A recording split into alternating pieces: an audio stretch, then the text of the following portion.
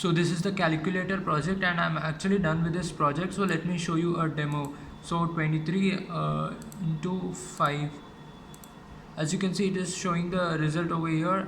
Even these delete and AC button works well. So let me actually take you through the code.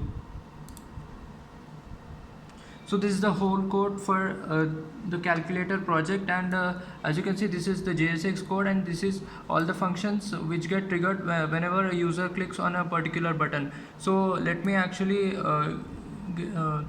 show you come to the JSX code. So this is the JSX code, and as you can see, these are the operator buttons, and I have actually created a create digit button function because it will be painful to actually create all the buttons from 1 to 9 manually. So I've actually made a function which returns all the buttons from 1 to 9.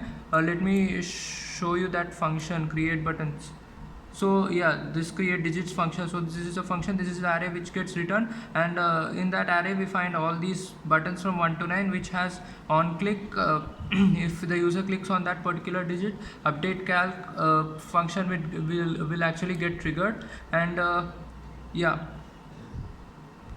so well, this is the update calc function, and this function gets triggered, and set calc, it will actually set the value of calc to calc plus value. Initially the calc value would be a string, and for that string the digit the user will click will get appended, and it will actually display to the user what the user has entered. And this is all what it means. And over here in this line, if these operators, if that means if the user has entered a digit instead of these operators, it will actually set the result. It will actually use the evaluate function which which actually solves an expression, and it will store that result in the result. As you can see, this is the result.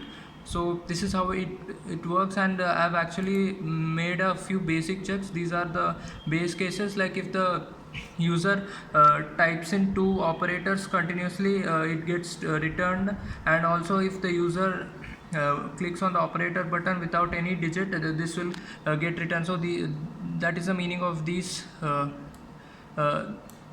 conditions. So let me take you through the delete. Whenever the user clicks on the delete button, the last digit will get deleted. So this is the meaning of that delete last digit button. So delete all it whenever the user clicks on the AC button, everything will get deleted. The result will be initialized to 0, and there won't be anything on the display except the 0. So whenever the user clicks on the is equal to button, this function gets triggered, and it will again trigger the evaluate function, which will actually solve the expression of this calc, and it will convert it into string, and it will show to the user the result. So yeah, this is all it for this. Thank you.